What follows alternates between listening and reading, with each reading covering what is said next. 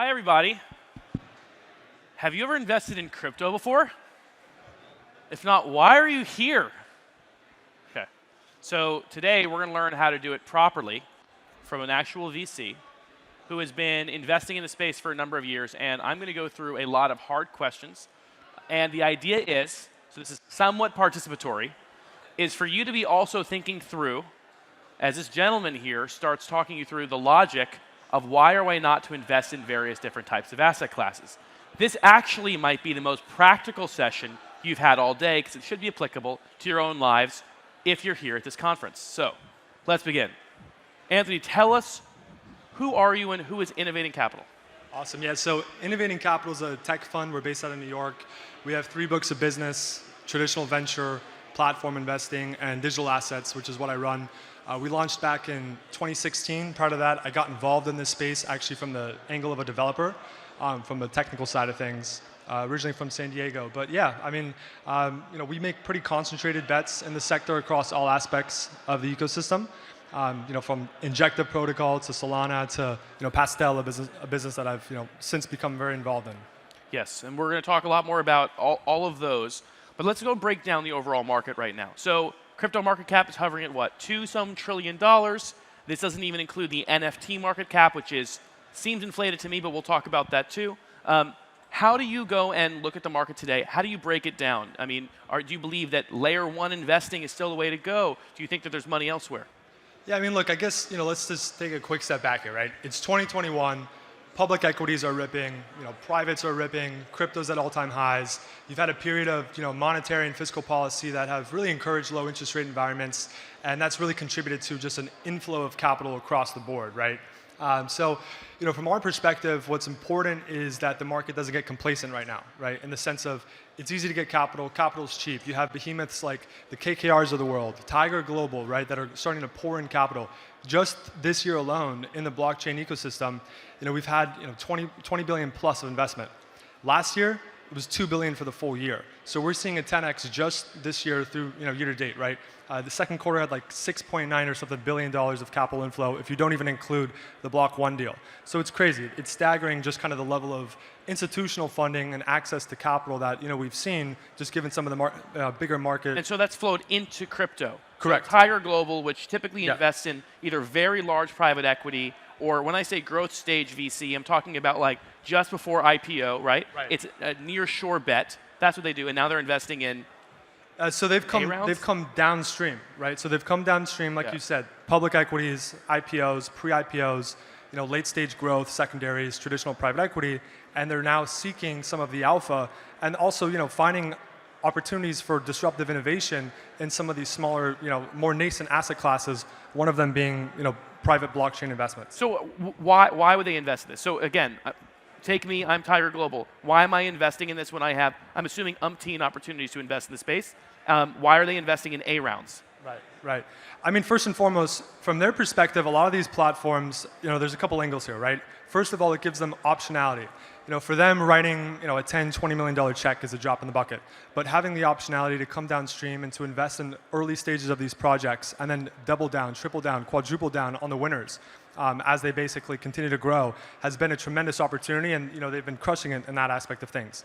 Second, there's a lot of alpha to be generated at that stage of the market. With that, though, comes substantial risks and whatnot. All right, so again, because we only have so much time, let's talk about when you're thinking through an investment, how does it work? So let's talk about layer ones, for example. This is where a lot of the value currently sits in the top 100 coins in CoinMarketCap. You guys made early bets on Solana. Walk us through kind of the thinking and how you decide to make a bet on something like Solana, and kind of like, how does the math work, or at least what's the logic? How does that flow? Yeah, I mean, look, obviously the layer one space has become very crowded, and I think what's important to understand is that, broadly speaking, a lot of the layer one platforms out there are general purpose built layer one applications, right? The Ethereums, the Polygons, the Solanas of the world. They're general purpose built for smart contract-based dApps to launch on top of. Speaking specifically of Solana, they had a very kind of differentiated technical component at the time. They were using something called VDFs and kind of proof of history to develop a single state, single shard. But put that aside, they had kind of found a very differentiated factor about how to actually build a blockchain. I mean, this is back in 2018, right? They've executed on all of that today. So, from our perspective, it's finding the technical differentiators to achieve, obviously lower reduced fees, higher transaction throughput, but not necessarily just transactions per second, but the quality of those transactions. What's the intrinsic data associated with those transactions where you're not including things like a handshake protocol or just some sort of, IPFS pin, right? So that's very, something that's really important for us as well. You just want to make sure I heard that right. You just dismiss handshake protocol? No, not handshake, the protocol. Oh, got it. A handshake protocol. Okay, just making sure, clarifying for the audience here. Okay, so Solana you believe in, it's got a hell of an ecosystem right now. It seems pretty sticky. Asking you a serious question, can new layer ones enter the space, or at this point, is it overly saturated? From my perspective, I definitely think there's opportunity, but I find that opportunity to be in what I would view as purpose-built, specific layer one blockchains. So not necessarily another general purpose smart contract-based blockchain, but something that's coming in and solving a very specific problem. A layer one purpose-built blockchain for the sole use case of, say, NFTs, something that has, permissionless on-chain storage that can actually have, application-specific features associated with it. And granted, there are trade-offs for that, right? You might not necessarily get the TPS of a Solana, but you got probably more redundant storage, better better storage solutions, and some of those features that are intrinsically, what I would say, very decoupled from a lot of the L1s out there. Okay, so there's a totally differentiated, not only feature set, but niche and therefore ecosystem it might be going after, and value could potentially accrue to the token behind that ecosystem. Exactly. Okay. Exactly. So there's basically two ways where tons of money has essentially come into the space and grown over the last couple of years. NFTs we're going to talk about in a minute, but yield farming / DeFi. These things are relatively interrelated. Can you walk us through kind of how you look at A, DeFi overall, and B, your stance on yield farming, and should people in this audience, should they be doing it? Should they be doing it? I mean, look, that's a loaded question. I obviously can't sure advise is. Either way. I personally am not in the business of yield farming. There's a lot that goes behind it. And that's not to necessarily be saying that staking or delegating is wrong per se, but the way yield farming kind of is now in its nascent stages is basically I pool X token for Y token, and I get part of this LP token back, and then I go restake that somebody else, and now I'm just basically susceptible to impermanent loss and spot rate risk across the board. It's harder for me to actually understand what the actual financial visibility is of those future cash flows and yields that come through. So you're saying it's hard to model the actual returns, like the risk-adjusted yields? Exactly. You have the implied yield at the time that you actually make the transaction itself, but that changes, secondly, every single minute, right? And then you have the spot rate risk associated with that. So if I'm basically pooling X and Y to get Z, and then I'm repooling Z to get whatever, A, B, C, the modeling on it it's unpredictable, right? Okay. And there's enough risk already involved in this hyper volatile asset class. Right. Okay. Right. So DeFi, are you just overall up, down, and what do you see as the growth area within DeFi? I'm very, very bullish on DeFi in general, right? I think DeFi, to me at least, it's one of the, what I would view as most significant applications of why blockchain exists to begin with. For the first time, we have basically the ability for peer-to-peer transactions in a way that we never had before. Somebody sitting here can decide, hey, you know what? Instead of basically loaning out $100 or having $100 at my Wells Fargo account or put it in some CD where I get 10, 25, 50 bips and they collect the spread for 1.5%, 2%, I can do that myself now. I actually have the ability to take maybe not inconsequential amount of money, but a negligible amount, and pool that, stake that, loan that out for the first time, and actually start to see great returns. So how are you? Last question on DeFi, then we'll move to NFTs. How are you more or less pricing or discounting DeFi projects? Like I would be worried about the integrity or security of a smart contract, for instance. It's a new type of counterparty risk. How are you, again, as a VC who's active in the space, how are you discounting these types of, or creating premiums where security actually is? Right. So, I think what's important to understand too is, every project is unique, very, very distinct. The security risks associated with that are, all must be modeled independently of one another, right? So, for the most part, though, I think that you do get a certain kind of risk-adjusted premium in terms of what you're actually getting when you're staking in some of these projects, right? So if I decide that I want to delegate my INJ to some validator node that's running, right? I'm going to basically clip some sort of incremental INJ yield on top of that I can continue to redelegate and repool. And I would say, generally speaking, a lot of that today, it's not perfectly priced, but does compensate for some of the underlying spot rate volatility risks, some of the opportunity costs, the security risks, et cetera. And if I'm delegating, not even running the node itself, I don't even necessarily have the high infrastructure costs anymore, right? So a lot of these DeFi projects that make it so easy to pool, I don't necessarily need to go out and spend hundreds of thousands of dollars on AWS equipment to run some sort of specialized node. Or using one of these staking services Right. or node running services out there. Exactly. Yeah. Yeah. Okay. So the point is that the cost threshold or the energy threshold to get involved in some of these kind of more complex forms of, let's call it DeFi participation, that's gone down over time, or for some projects. It's definitely dramatically gone down. I mean, a couple years ago, the only way to stake or validate or run a supernode, you had to do it yourself, or you had to find one of these kind of smaller pools where you had counterparty risk now, right? So basically today, Like real counterparty risk. real counterparty risk, Yeah. right? Today, if you buy a token on Binance, you can basically stake it directly there. They're running a validator node as well, so you're getting pooled to that specific validator node, right?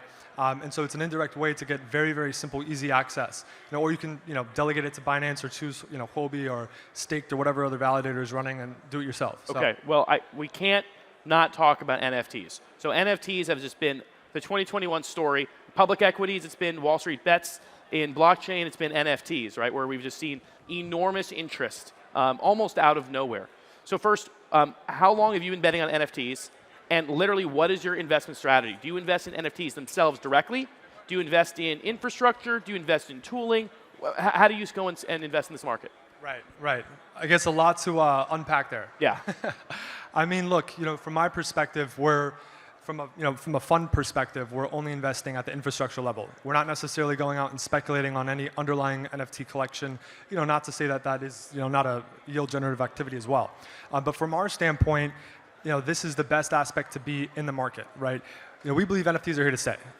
We've seen tremendous growth. They might not necessarily just be the form of digital collectibles, right? You could have NFTs that are tied to credit markets, financials, real estate, anything that's kind of supposed to be stale, immutable, you name it, right? And so there's such a massive use case for adoption in the NFT ecosystem, but there's an inherent number of flaws and issues, network congestion, storage constraints, rug pulls, scams, we've seen it. So, finding some of the layer one infrastructure aspects that can actually build on top of that, solve some of these problems, that it really gives you a more diversified bet on the broader ecosystem itself. So you're taking almost a sniper rifle shotgun approach. I don't know how you hybrid those things, but to basically investing in the entire asset class without investing in like a set protocol version of NFTs. Exactly. I mean, look, there's so much that's happening in the market, right? From DAOs, from sharding DAO, which from fractionalization, right? To be able to actually go out and basically pool money together and go collect a cyberpunk, whatever it is, right? CryptoPunk, right? So it's pretty exciting to see the amount of innovation already in the space that just is continuing to grow every single day. So you invest in a ton of companies. Why are you actively involved in Pastel of those? I mean, you decided to actually spend not only your money but your time on this. Why? Yeah, I mean, look, going back in time, we started to invest in Pastel back in 2018 when it was initially coming off the ground. And it really began with the team. The team being, at the time you had so many individuals in the space who were looking to just come in and make a quick buck. These guys could care less about that, right? They're in it to basically actually build, develop, innovate, and build highly disruptive technology that's here to stand the test of time. So what exactly are you talking about? Right. Yeah. So what Pastel is, at its core, is a fully purpose-built layer one blockchain, for the sole use case of NFTs. We have basically a series of what I would view preeminent protocol standards that really are tailored towards the NFT ecosystem. One of them is our on-chain, fully dedicated, permanent, lossless storage system. Another one is, basically Sense, which is our near duplicate NFT detection protocol. Both of these things are just incredible pieces of technology. And what's great is you don't necessarily have to, necessarily just be on top of Pastel to run it. You could be an existing layer 2 marketplace on Ethereum. You can tap into these protocols by, using our mint functions.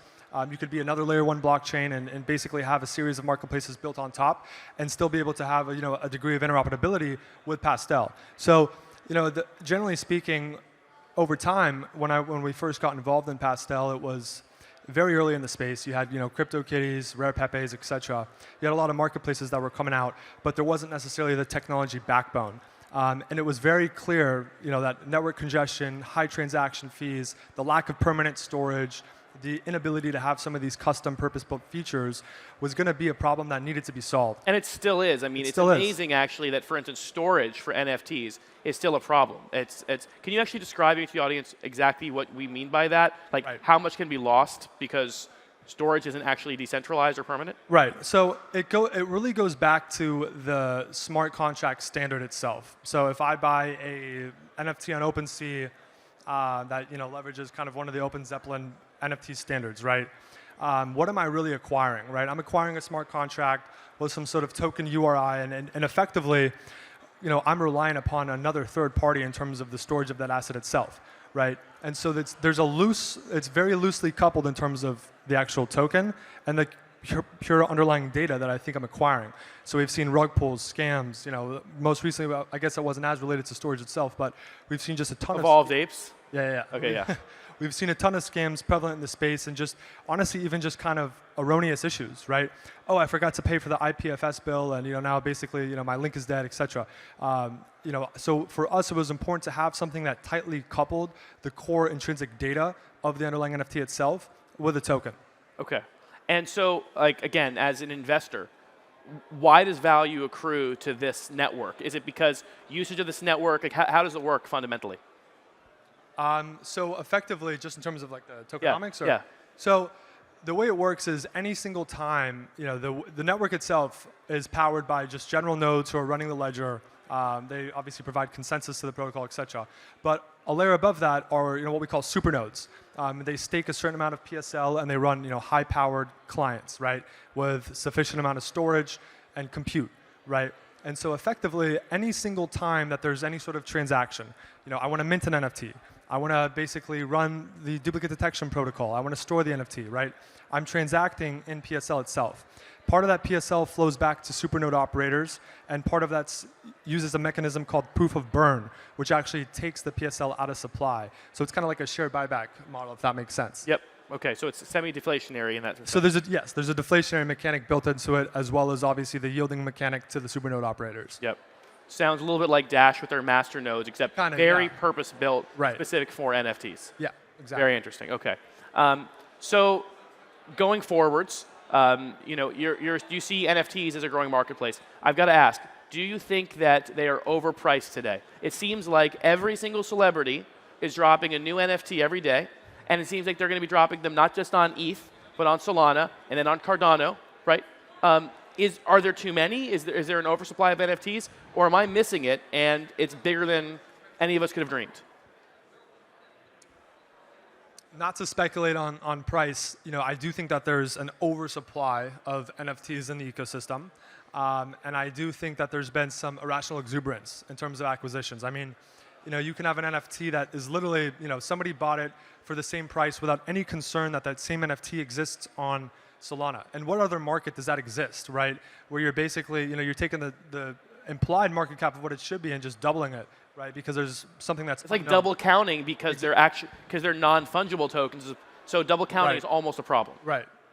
Almost a problem, I would say. It's definitely something that's pervasive and persistent in the industry itself. So I do think again, there's a lot of collections out there. There's a lot of excitement. When I look at basically the implied market cap of NFTs in terms of what I see today, there's no question I think it's going to be larger in the next 5, 10, 15, 20 years. Whether or not the value is going to be retained to some of these existing NFTs is a different question. Yeah, makes sense.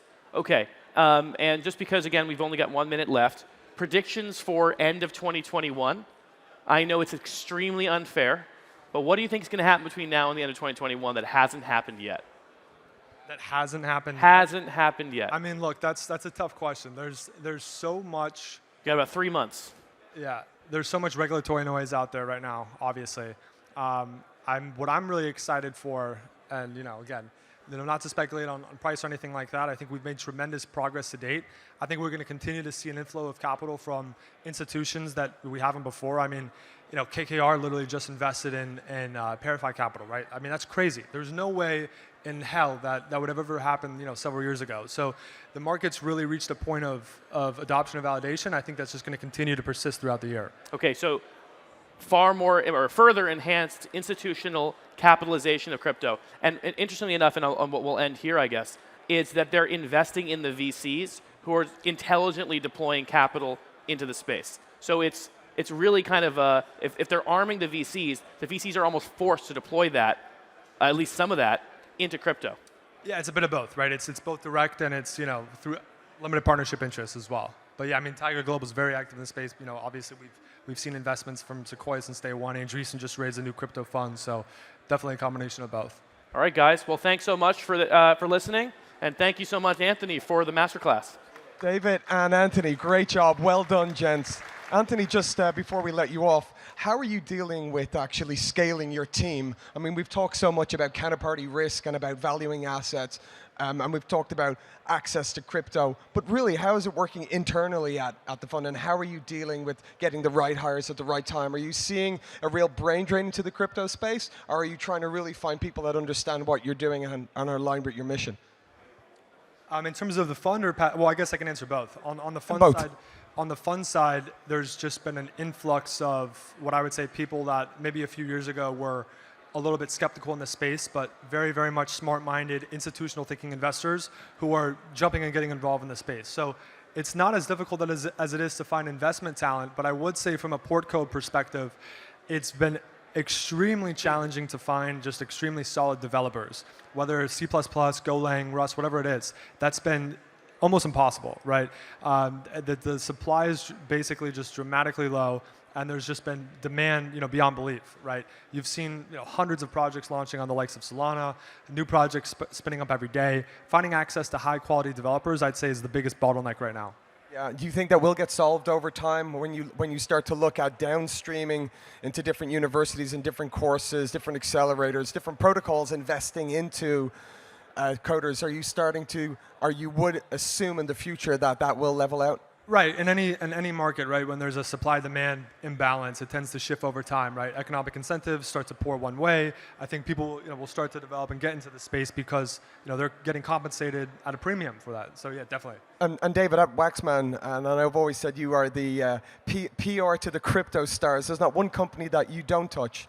How do you stay relevant? Because you must see your client base evolve and change. And I'd love to see, because you're at the cold front of new projects and new protocols, have you start to see a mix in your potential clients, and how do you stay engaged with the potential next 5 to 10 years of a new protocol or a new dev or a new techie that you will represent on the PR side? Well, the companies in this space are 100% getting more sophisticated, and not 100% per year. It's like tripling or quadrupling per year.